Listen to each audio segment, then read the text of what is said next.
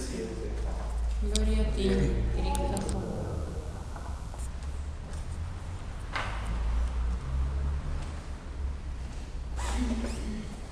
Ustedes han oído a sus antepasados se les dijo: no mates, pues el que mate será condenado. Pero yo les digo que cualquiera que se enoje con su hermano será condenado. Al que insulte a su hermano lo juzgará la Junta Suprema, y el que injurie gravemente a su hermano será merecedor después del fuego del infierno. Así que si al llevar tu ofrenda al altar te acuerdas de que tu hermano tiene algo contra ti, deja tu ofrenda allí mismo delante del altar y ve primero a ponerte en paz con tu hermano. Entonces podrás volver al altar y presentar tu ofrenda. Si alguien te llama a juicio, ponte a cuenta con él mientras todavía estés a tiempo, para que no te entregue al lugar, porque si no, el juez te entregará a los guardias y te meterán en la cárcel. Te aseguro que no saldrá de allí hasta que pagues el último centavo. Ustedes han oído que se dijo: no cometas adulterio. Pero yo les digo que cualquiera que mira con deseo a una mujer ya cometió adulterio con ella en su corazón. Así pues, si tu ojo derecho te hace caer en el pecado, sácatelo y echa lejos de ti. Es mejor que pierdas una parte de tu cuerpo y no todo tu cuerpo sea arrojado al infierno. Y si tu mano derecha te hace caer en pecado, córtatela y échala lejos de ti. Es mejor que pierdas una sola parte de tu cuerpo y no que todo tu cuerpo vaya a parar al infierno. También se dijo: cualquiera que se divorcie de su esposa debe darle un certificado de divorcio. Pero yo les digo que si un hombre se divorcia de su esposa, a no ser en el caso de una unión ilegal, la pone en peligro de cometer adulterio, y el que se casa con una divorciada comete adulterio. También han oído ustedes que se dijo a los antepasados: no dejes de cumplir lo que hayas ofrecido al Señor bajo juramento. Pero yo les digo simplemente: no juren por el cielo, porque es el trono de Dios, ni por la tierra, porque es el estrado de sus pies, ni por Jerusalén, porque es la ciudad del gran rey. Ni juren ustedes tampoco por su propia cabeza, porque no pueden hacer blanco o negro ni un solo cabello. Basta con decir claramente sí o no, pues lo que se aparta de esto es malo. Este es el Evangelio de nuestro Señor Jesucristo. Vamos a sentarnos. Tenemos hoy una palabra que tiene que ver con la enseñanza de Dios como ley, que tiene que ver,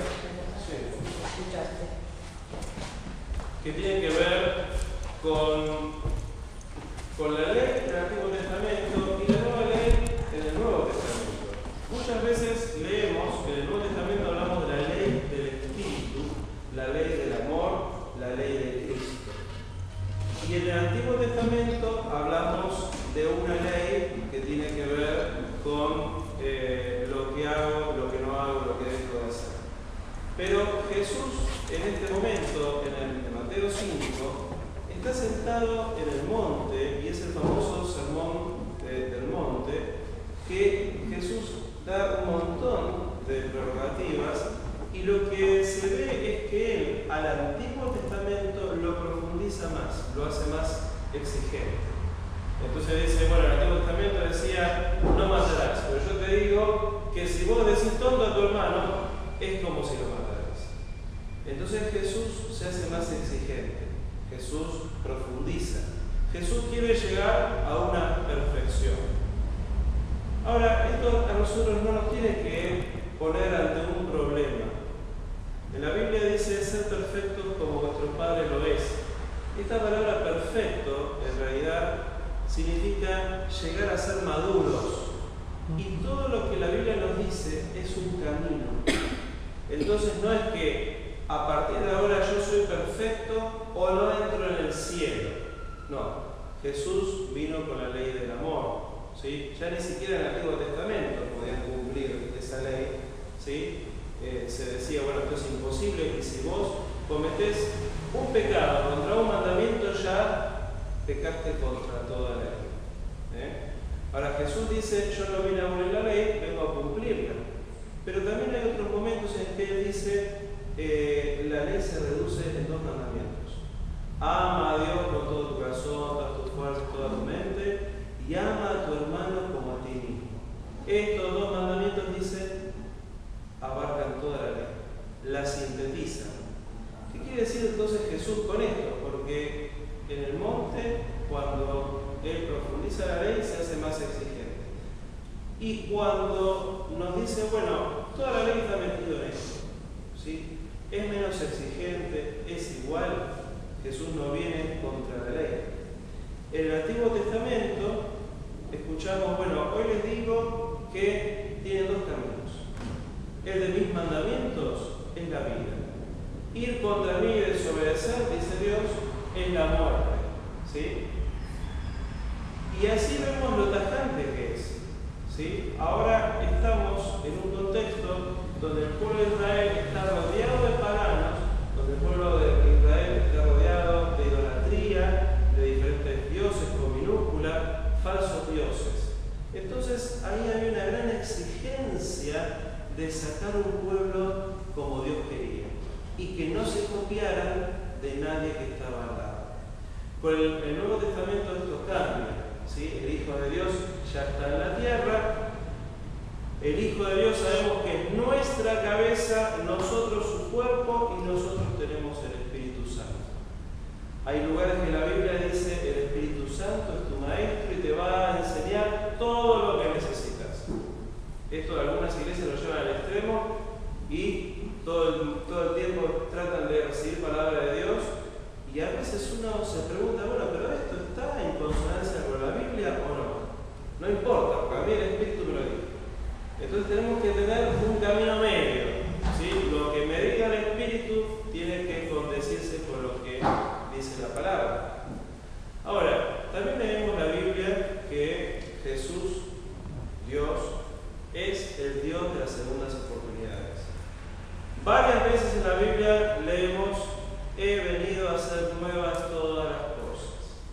¿Sí? Y varias veces dice la Biblia, yo soy amor. Dios es amor. Frente a esto, entonces, ¿tenemos que tener miedo de no poder cumplir una ley? No.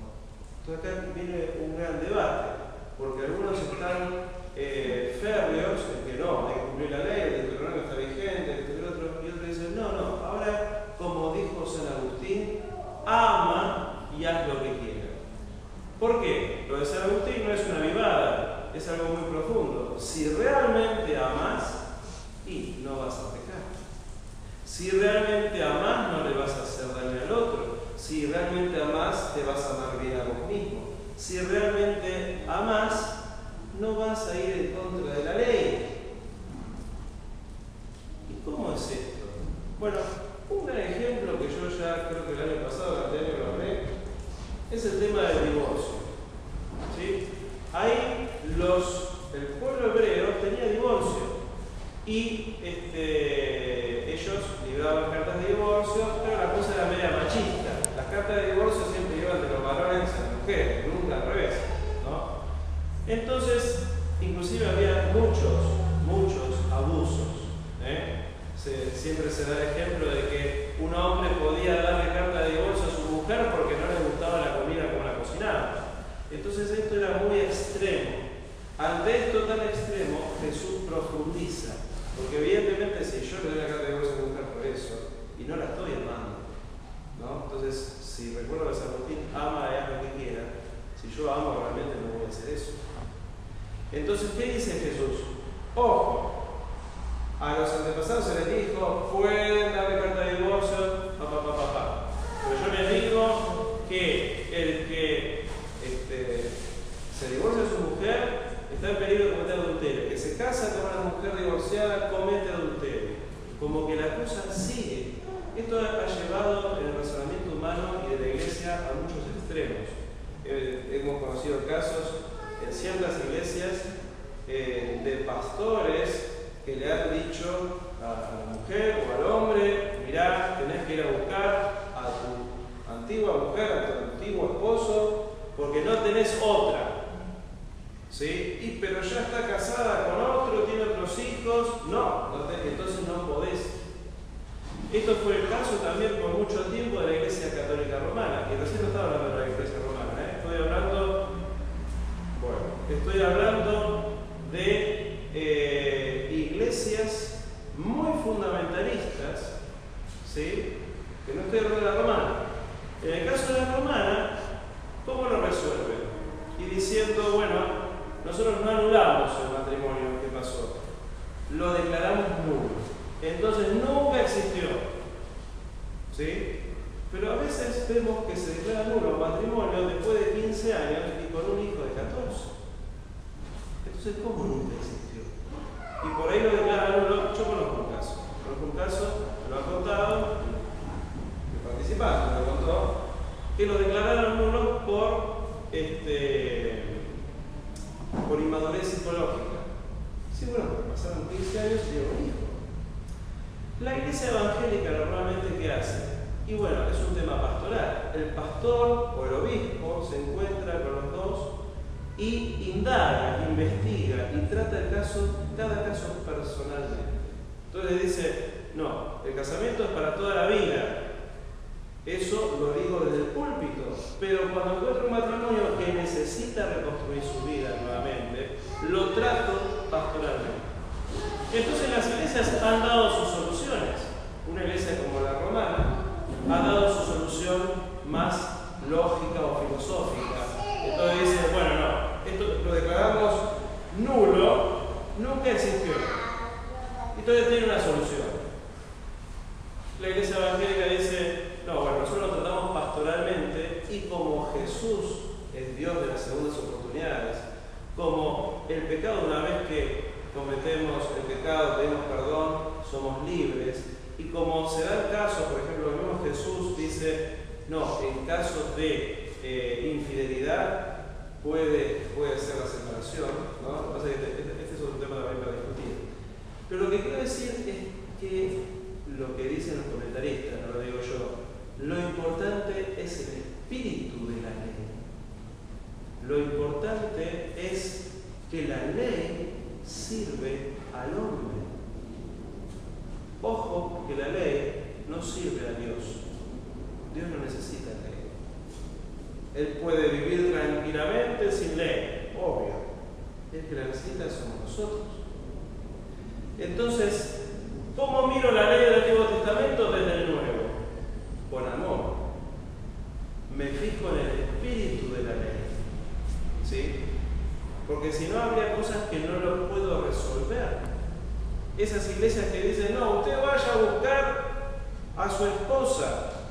Y luego se casó y bueno, entonces lo lamento. ¿No? Y el amor. Y todo alguien va a decir, no, ¿y la justicia? Sí, pero guarda, porque la justicia para esto tenemos que interpretarla de acá. ¿Y cómo la interpretamos? Porque en la historia se ha interpretado desde acá que la esclavitud es válida. Y hoy nadie diría eso. Entonces, hay muchas cosas para hablar, ¿no? Porque yo sé que si hablo con un hermano libre me va a decir una cosa, si hablo con un católico romano me va a decir otra, si hablo con un pentecostal muy literalista me va a decir otra. Si hablo con un evangélico de las tantas iglesias evangélicas que hay, me va a decir otra. Hay un chiste que me estoy acordando que es muy interesante sobre la interpretación de la palabra. Cuentan que de golpe 3 cristianos se encuentran en el infierno. Dicen, ¿pero cómo? ¿Qué pasó? Nosotros somos cristianos, estamos acá en el infierno. Y eran un católico, un evangélico y un pentecostal. Ustedes saben que los pentecostales son esos que buscan la convicción de fe y hasta que no la tienen no paran. Entonces el católico dice, no, bueno, se ve que yo era cristiano, soy cristiano, me entregué a Cristo, todo, pero bueno, me porté mal. Y bueno, mira, me va a venir.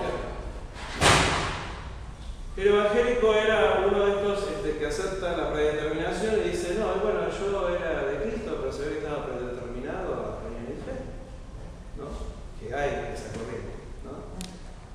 Y el pentecostal, esto es así, carismático, dice, no, yo por fe no estoy en el infierno.